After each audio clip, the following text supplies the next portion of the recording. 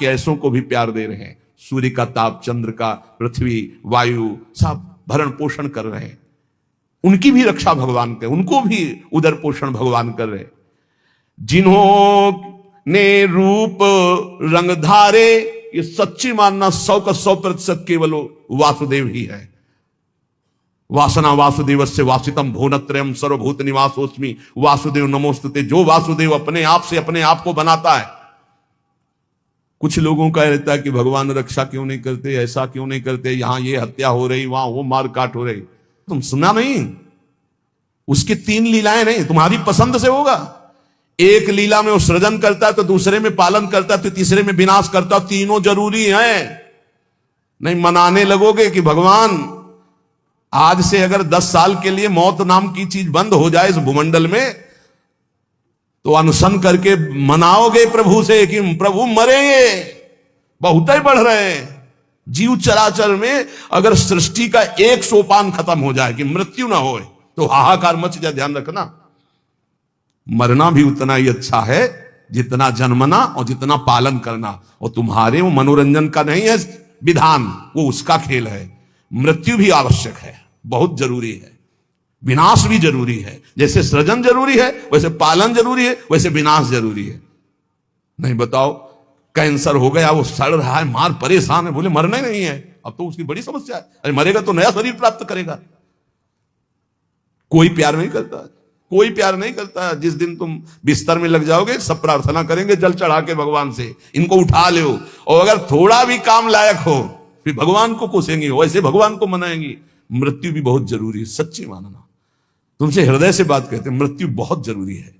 आप अज्ञान के कारण बुरा मानते हैं कि भगवान ऐसा। भगवान का 3 खेल हो रहा है। पहले पागलपन छोड़िए और खेल को समझिए। वो अपने आप से अपने आप को रच रहा है, अपने आप से अपने आप का पालन कर रहा है, और अपने आप से अपने आप का अंतर ध्यान लीला, जिसे विनाश लीला कहते हैं, उसी में वो 3 रूप धारण किए। ब्रह्मा रूप से सृजन कर रहे हैं, विष्णु हरि रूप से पालन कर रहे हैं, तो शिव रूप से संहार कर रहे हैं। वही उन्हीं का खेल है। संहार भी उतना ही महत्वपूर्ण है जितना पालन और सृजन महत्वपूर्ण है। और वो किसी और का नहीं कर रहा है, वो अपने आप से अपने आप का कर रहा है। तो बोले मुझे क्यों घसीट रहा है? क्योंकि तू अपने ब्रह्म में तू भी वही है।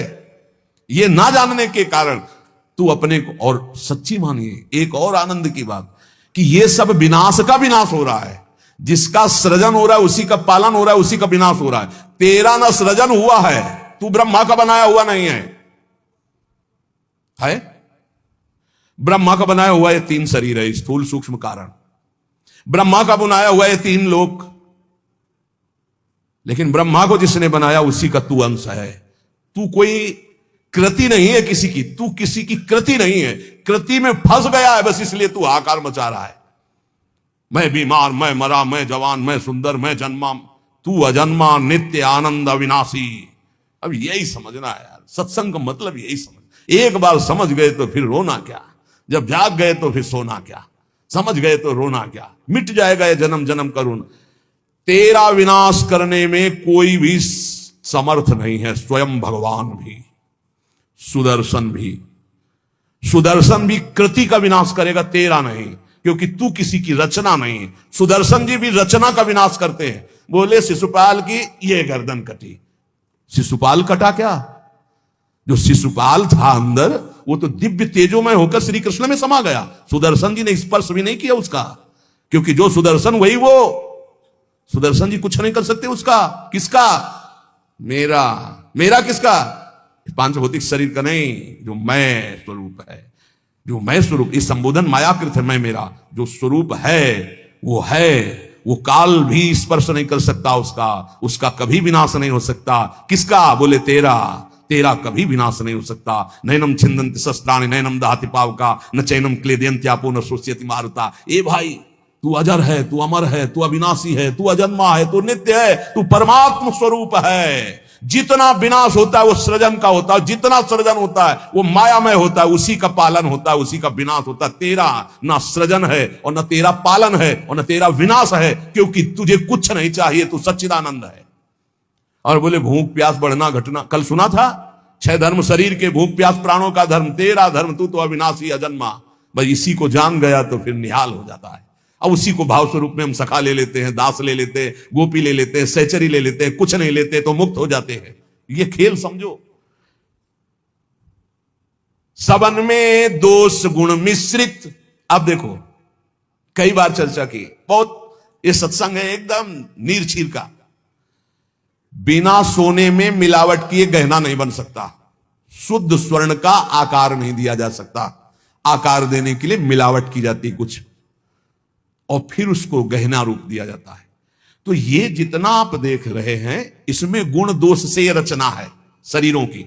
लेकिन जो इस शरीर के अंदर शरीर ही रह रहा है, भगवान का अंश, वो रचना नहीं है, इसलिए वो शुद्ध है और इसीलिए उसका कोई आकार नहीं है।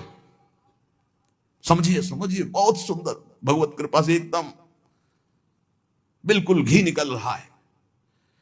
मिलावट से जो रचना हुई है वो ये है, और इसी का पालन हो रहा है, इसी का विनाश होगा। तू ना किसी की रचना, ना तेरे में कभी कोई मिलावट है, इसलिए तेरा कोई आकार नहीं। तू आकारों को स्वीकार करके फंस गया।